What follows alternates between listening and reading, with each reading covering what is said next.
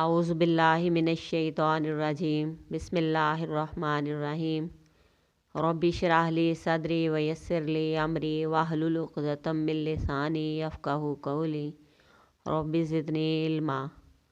آج ہم سورہ بقرہ کی آیت نمبر 91 پڑھیں گے۔ وَإِذَا اور جب قیلا کہا جاتا ہے لہم واسطے ان کے آمنو ایمان لاؤ بما ساتھ اس چیز کے انزل اللہ اتارا اللہ تعالیٰ نے، اور جب ان سے کہا جاتا ہے کہ جو اللہ نے اتارا ہے اس پر ایمان لاؤ، قالو کہتے ہیں نؤمنو ہم ایمان لاتے ہیں، بما ساتھ اس چیز کے انزلا جو اتاری گئی، ساتھ اس چیز کے جو اتاری گئی، علینا ہم پر، ویکفرون اور کفر کرتے ہیں بما ساتھ اس چیز کے وراءہ جو اس کے علاوہ ہے، واہو الحق اور وہ سچ ہے، مصدقاً سچا کرنے والا ہے، لما واسطے اس چیز کے جو معہم ان کے پاس ہے، ان کے ساتھ ہے، یعنی قرآن سچا کرنے والا ہے تورات کو۔ کل کہہ دیجئے فالما پس کیوں تقتلونا تم مار ڈالتے تھے انبیاء اللہ اللہ کے پیغمبروں کو، کیوں اللہ کے پیغمبروں کو قتل کر دیتے تھے، من قبل پہلے اس نبی کے آنے سے پہلے، ان کنتم اگر ہو تم مومنین ایمان والے۔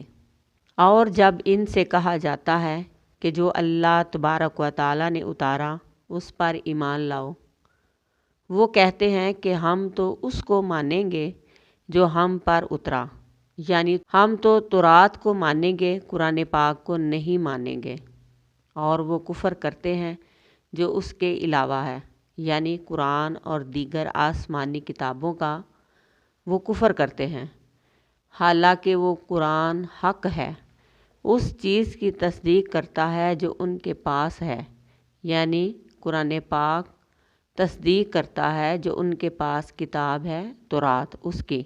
قرآن پاک سے ان کو کیوں دعوت ہے، کیوں دشمنی ہے؟ قرآن تو وہ سب باتیں بتاتا ہے جو پہلے سے ان کی کتابوں میں لکھی ہیں۔ قرآن پاک ان کے پاس کوئی نئی چیز نہیں لایا، بلکہ ان کی کتابوں کو سچا کہتا ہے۔ ان کو قرآن پاک سے کیوں بغاوت ہے، کیوں ضد پر اڑے ہوئے ہیں؟ ان سے پوچھئے ذرا کہ تم اللہ کے نبیوں کو کیوں قتل کرتے رہے ہو؟ اگر تم کہتے ہو کہ ہم اپنے نبیوں اور اپنی کتاب کو مانیں گے تو تم نے اپنے نبیوں کو کیوں قتل کیا؟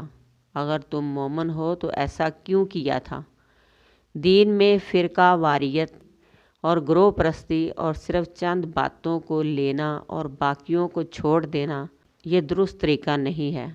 اللہ تبارک و تعالیٰ نے اس آیت میں بڑے ہی خوبصورت انداز سے ان کی باتوں کو رد کیا ہے، یعنی تم کہتے ہو کہ ہم اپنی کتاب اور اپنے پیغمبر کو مانیں گے، تو پھر اپنے پیغمبروں کے ساتھ تم نے کیا سلوک کیا؟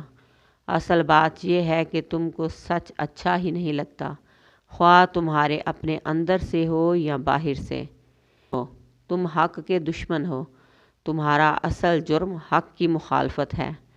حق کو قبول کرنا، اس کا اعتراف کرنا انسان کی سب سے بڑی خوبی ہے۔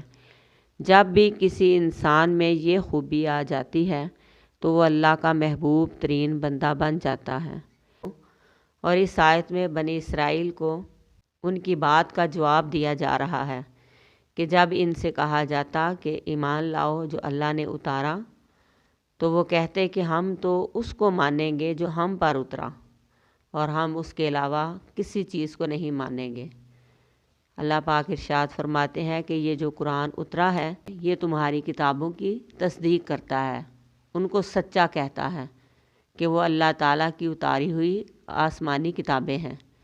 تو پھر اگر تم اپنے موقف میں سچے ہو کہ ہم اپنے ہی دین پر رہیں گے، تو پھر تم نے اپنے انبیاء کا قتل کیوں کیا؟ اس بات کا جواب اللہ تبارک و تعالیٰ نے ان کو دیا کہ تم نے پھر اپنے انبیاء کو قتل کیوں کیا؟ تم تو اپنے دین کے ساتھ بھی مخلص نہ تھے، اپنے نبیوں کے ساتھ بھی مخلص نہ تھے۔ اگر تم مومن ہو تو پھر تم نے ایسا اپنے انبیاء کے ساتھ کیوں کیا؟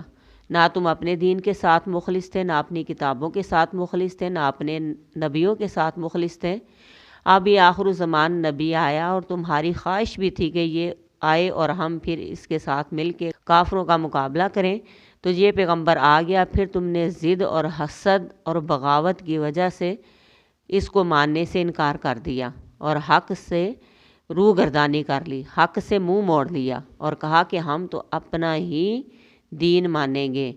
تو اللہ تبارک و تعالیٰ نے ارشاد فرمایا، پھر اگر تم سچے ہو، اگر تم مومن ہو، تو پھر تم نے اپنے انبیاء کے ساتھ کیا سلوک کیا؟